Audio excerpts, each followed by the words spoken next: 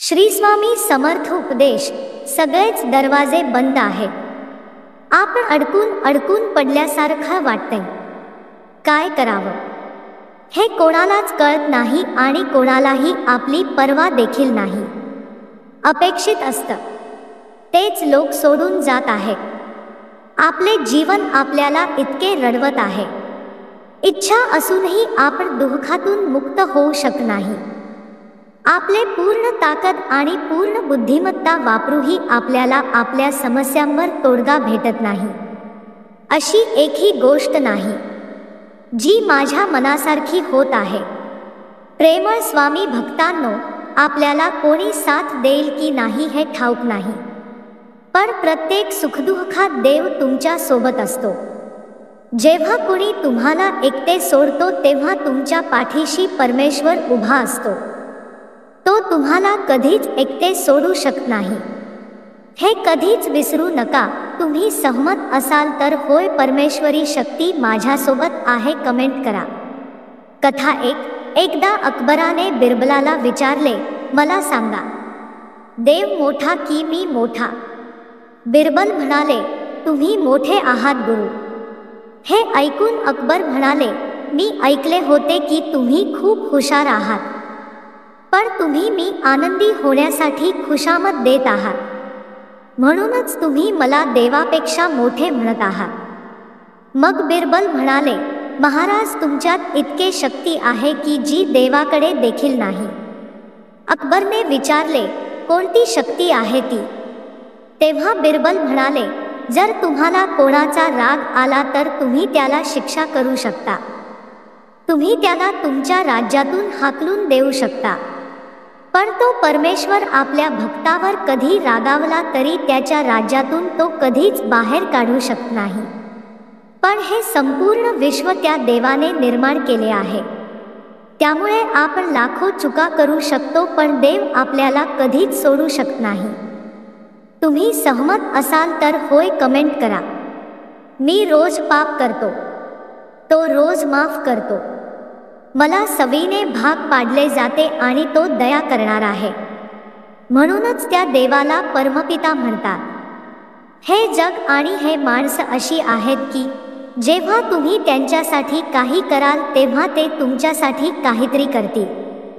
पण आपला देव, आपला परमेश्वर, आपली माऊली, तुम्ही त्या देवासाठी काही करा किंवा नका करू, फक्त मनापासून विश्वास ठेवा.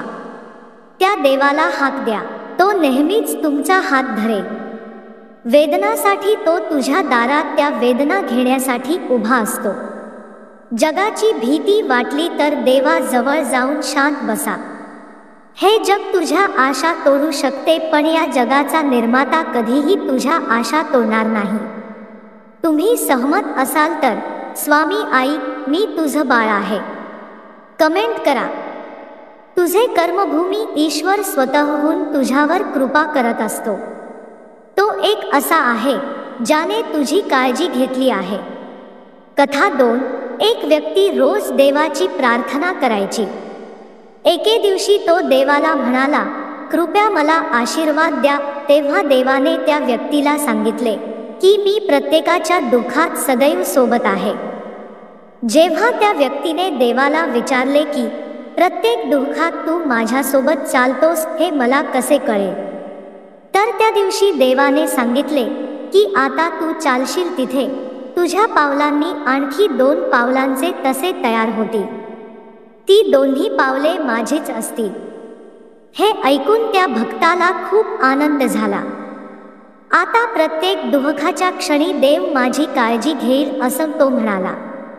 पण काही दिवसांनी त्याच्या लक्षात आले की जेव्हा सगळं काही ठीक असतं, आयुष्यात सुखाचे प्रसंग येतात तेव्हा 4 पावलांचे ठसे होतात, पण जेव्हा दुःख असते, आयुष्यात काही अडचणी असतात, तेव्हा 2च पावलांचे ठसे कसे काय होतात.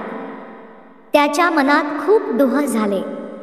त्याने देवाकडे प्रार्थना केली की दुःखाच्या वेळी जग मला सोडून जाते हे ऐकले होते, पण देव कधी तुला सोडत नाही.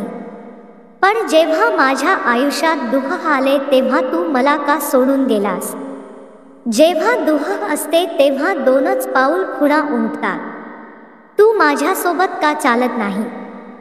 तेव्हा परमेश्वर प्रेमाने म्हणाले, अरे बाळा, तुझ्या आयुष्यात जेव्हा जेव्हा दुःख असतं तेव्हा तेव्हा मी तुला उचलून घेतो, म्हणूनच तुझ्या पावलांचे ठसे उमटत नाहीत.